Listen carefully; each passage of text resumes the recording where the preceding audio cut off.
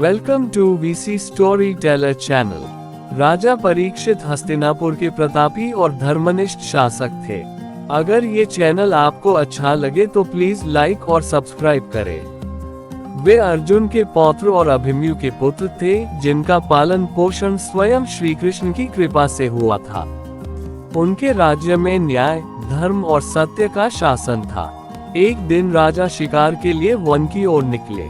लंबे समय तक शिकार करते करते वे अत्यंत थक गए और उन्हें तीव्र प्यास लगने लगी। जल की खोज में भटकते हुए वे एक शांत आश्रम के निकट पहुंचे, जहां ऋषि शमी गहन तपस्या में लीन थे। राजा ने ऋषि को देखा और उनसे जल मांगने के लिए आगे बढ़े, परंतु ऋषि ध्यानमग्न थे और उन्होंने राजा की उपस्थिति पर कोई प्रतिक्रिया नहीं दी। वीडियो अच्छी लगे तो प्लीज लाइक और सब्सक्राइब करें। थकान, प्यास और क्षणिक अहंकार के कारण राजा के मन में क्रोध उत्पन्न हो गया। उन्होंने इसे ऋषि का अपमान समझा और आवेश में आकर एक मृत सर्प को धनुष की नोक पर उठाकर ऋषि के गले में डाल दिया। ये कृत्य राजा के लिए स्वयं भी असामान्य था, पर क्रोध में लिया गया निर्णय विवेक को ढक देता है। कुछ समय बाद ऋषि शमी के पुत्र श्रृंगी आश्रम में आए और अपने पिता के गले में लिपटा मृत सर्प देखकर क्रोधित हो उठे।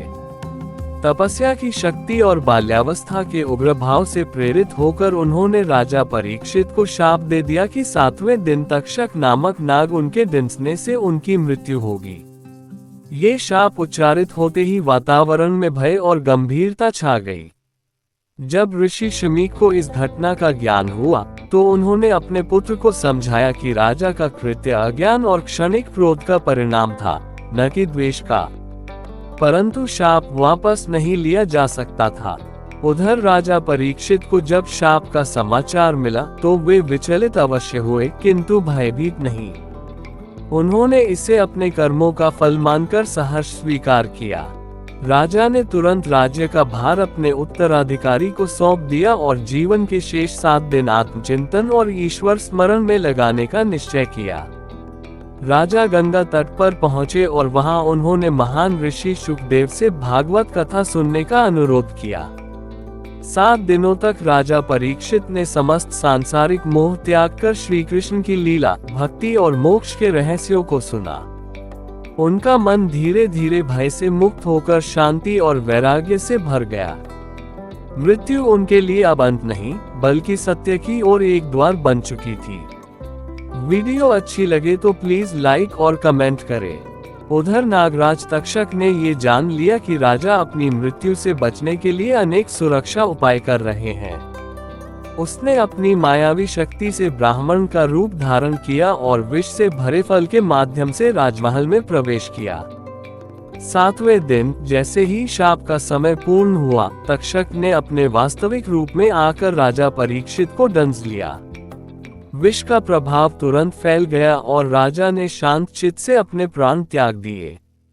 राजा परीक्षित की मृत्यु केवल एक शासक का अंत नहीं थी, बल्कि यह मानव जीवन की क्षणभंगुरता का गहरा संदेश थी। उनके अंतिम क्षण ये सिखाते हैं कि मृत्यु से भयभीत होने के बजाय यदि मनुष्य जीवन को धर्म, भक्ति और आत्मज्ञान से भर ले तो मृत्यु भी मोक्ष का मार्ग बन जाती है। तक्षक का दंश शरीर का अंत था, पर राजा परीक्षित की आत्मा ज्ञान और भक्ति के प्रकाश में अमर हो गई। अगर ये चैनल आपको अच्छा लगे तो प्लीज लाइक और सब्सक्राइब करें।